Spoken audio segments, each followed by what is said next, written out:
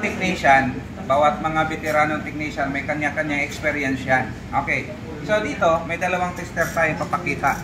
Itong tester na to ay merong times 100k. Ayan, kita nyo, times 100k, ayan yan. Tapos ito naman isang tester na to ay merong times 10k. So, ngayon, itong dalawa na to, gamit na gamit to bilang isang technician ka. Pero may kanya-kanyang disadvantage sa advantages itong dalawa. Ngayon, pagdating sa testing ng transistor, ang paborito kong gamitin ito. Itong times 10k. Pagdating dito sa transistor, hindi ko ginagamit to yung 100k. Dahil hindi siya makakuha ng leak pagdating sa pag-check ng emitter. Katunayan natin. Diba? Ganito. So, itong transistor na to, diba? Ito ay may value na tutok natin. TIP42. Check natin. Ayan. Check natin. Alam mo naman natin yung unang paa niyan ay base, gitna ay collector, dulo ay emitter. Check natin ang gamit ng tester. Gamit tayo ng times 1.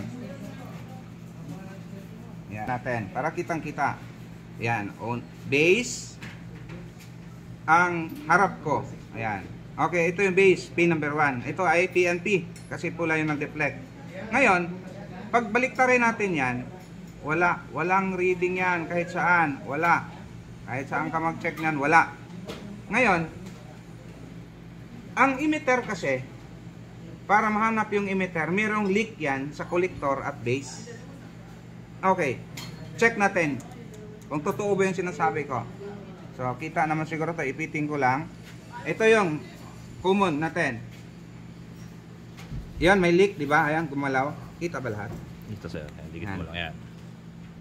Yan, kita nyo, yan. Yeah. Tapos, sa kabila, yon.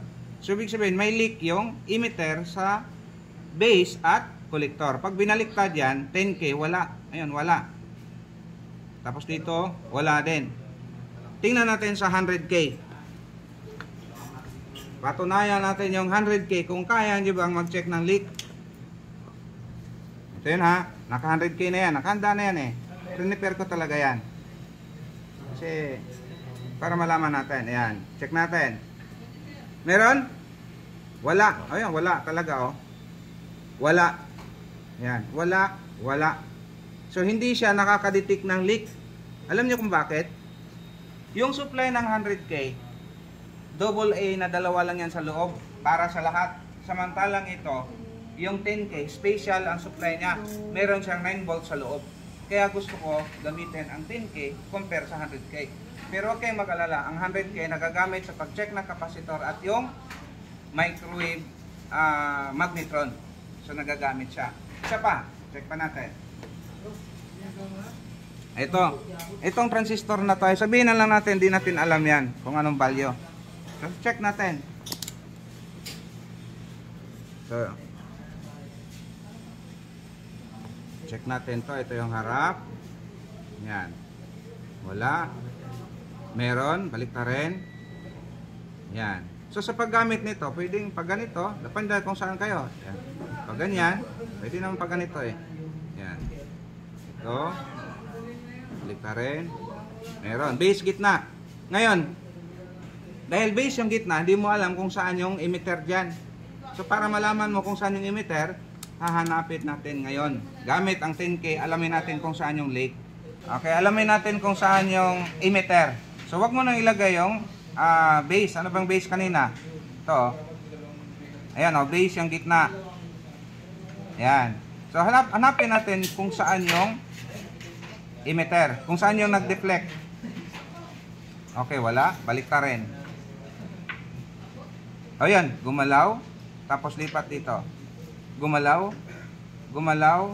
Ibig sabihin, emitter tong pin number 1. Binaliktad kasi natin yan. Baliktad natin. O wala. O, walang reading. Dito, wala ding reading. So, ibig sabihin, ang collector niyan, ito. Ang base sa gitna, emitter ito. Check natin sa 10k. 100k.